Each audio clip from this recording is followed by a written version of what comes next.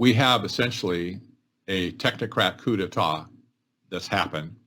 People in other countries are looking to America again to save the world. Oh, God help us. It's not going to be our government that does it. It's the American citizens like you and me. Somehow we have to come up with something that's going to throw a monkey wrench in this whole thing and reject technocracy again once and for all. It was rejected back in the last century in the 40s and late 30s and 40s. We need to reject it again and knock it back into the last century and leave it there permanently. They said back then, in 1938, for instance, in the magazine they published called The Technocrat, they said technocracy is the science of social engineering. That's the first big tell here. The science of social engineering. It's the scientific operation of the entire social mechanism to produce and distribute goods and services to the entire population. That's the economic flavor of this whole thing. It was not a political system. They hated politicians. They wanted to do away with the entire political structure. For instance, you look at an Anthony Fauci, pure example of somebody who's involved in the science of social engineering. It's not about the virus, it's about social engineering. He can fold his arms and look down his nose as he stands behind the president of our country, and he can look very condescending very quickly. And there's so many people like that, the scientists in white coats or engineers, whatever, and they're standing behind the scenes saying, we have the answer here. We have the only answer. You don't have anything, but you have to listen to us. And science says you should do X, Y, and Z. Therefore, you need to do X, Y, and Z, or you are going to get punished somehow. You look at Bill Gates right now. Bill Gates is the classic example of a technocrat mind. You can look at an Elon Musk. You can look at a Eric Schmidt, ex-CEO of Google. You can look at a Jeff Bezos. These people are not communists. They're not socialists, and they're not Marxists. They're technocrats. They think that way. The algorithm will run everything. You don't need political people to tell you, should you go here, should you go there, do this, do that. The algorithm will put you in a channel, and if you go too far left or right, pow, you're going to get a shock or something. And people say, well, that's incredible, but look at China. Look at the social credit scoring system over there right now. This is what they put in motion when they said they will create a new international economic order.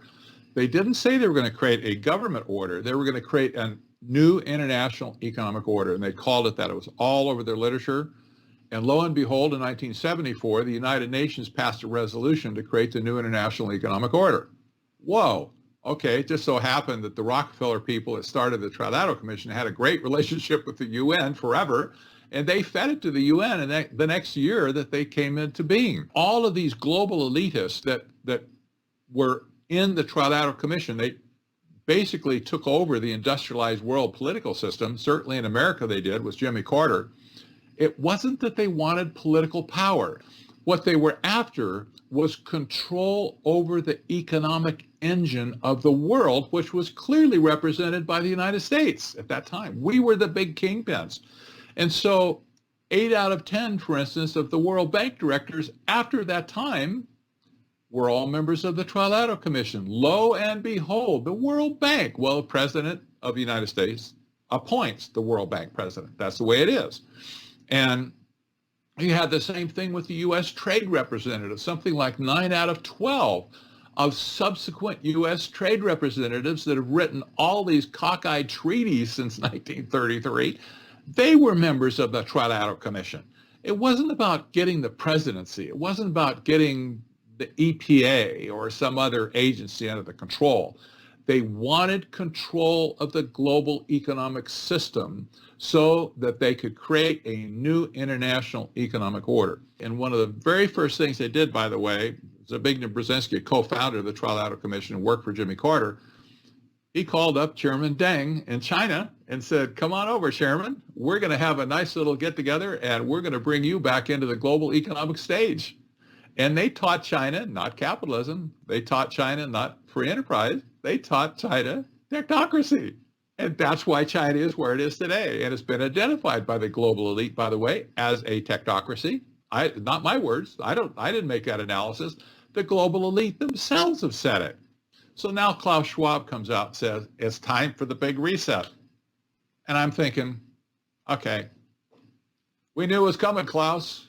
We knew that you were behind it.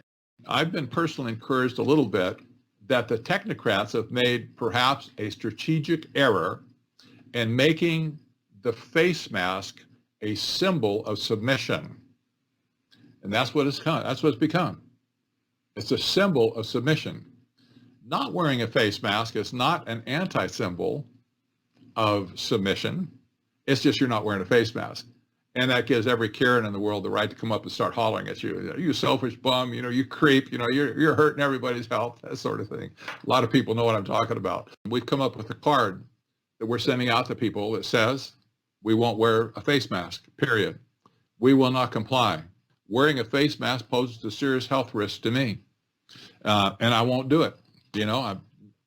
Here's the issue. What's wrong with me is none of your business. I don't need to tell you what's wrong with me. And people are using these cards around the country to the point where it's becoming a symbol of we will not comply, and a symbol, an anti-symbol, if you will, against wearing a face mask. This is one of the greatest opportunities Americans have to do something tangible across not just the local community, but across the whole nation, because the symbology of it is all these little towns, all these cities, people everywhere are doing it locally. That's where you have to get access to stores and to, services and stuff. But they're also doing it nationally to send the message up the food chain. We will not comply. Let them figure that one out. We will not comply with your plans. We will not be socially engineered. We will not be manipulated into, scrambling our mind into making us instruments of fear. We're simply not going to play ball with you.